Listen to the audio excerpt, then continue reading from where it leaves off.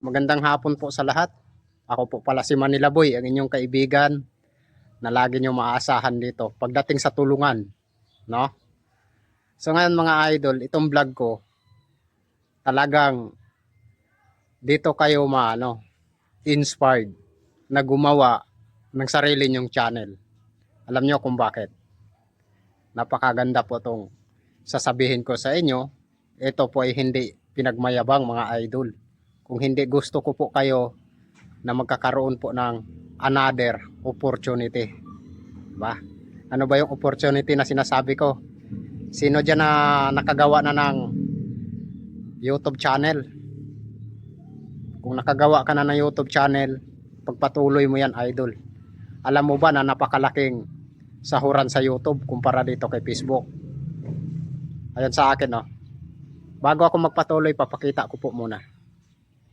Ayan. So ayan mga idol, itutuloy ko po to aking kwento dito sa aking YouTube channel.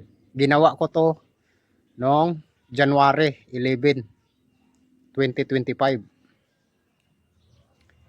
Ang akala ko po ay hindi ako mag-boom agad.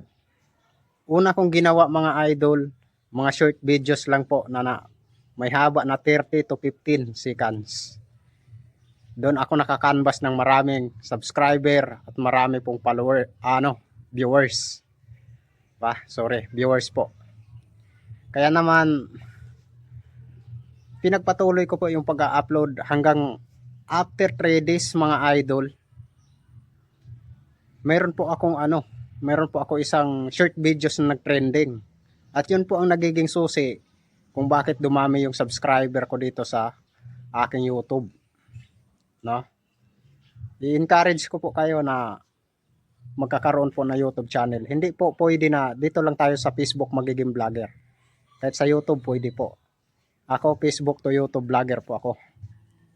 Kaya ang sinasabi ko po dito ay i-encourage ko kayo as a vlogger mga idol. No? Kaya naman patuloy lang po akong gumagawa ng mga content ko noon hanggang na-monetize po ako. 3 months sa paggawa ko ng aking YouTube channel. Mga January, February, March na monetize po ako. Tapos yung pagka-monetize ko po after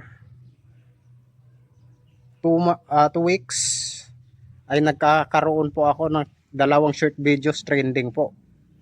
Lumago yung channel ko. Dahil sa mga trending na yun, mapahanggang ngayon, kaya ito po yung kinita ko. Diba? Nakaka-inspired naman mga idol. Sa 17k dollars po natin, equivalence of peso yan. Ano po yan? Nasa 900 plus na po yan. Kulang-kulang 1M po yan mga idol. Kaya ini-encourage ko kayo na mag-set up ng inyong mga YouTube channel. No? Sa lahat ng small content creator dyan, ganun pa rin sa Facebook. Makipagtulungan din po tayo pag nasa YouTube na po tayo mga idol. Diba?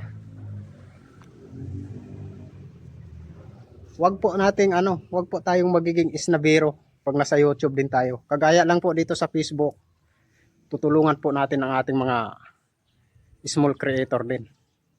No?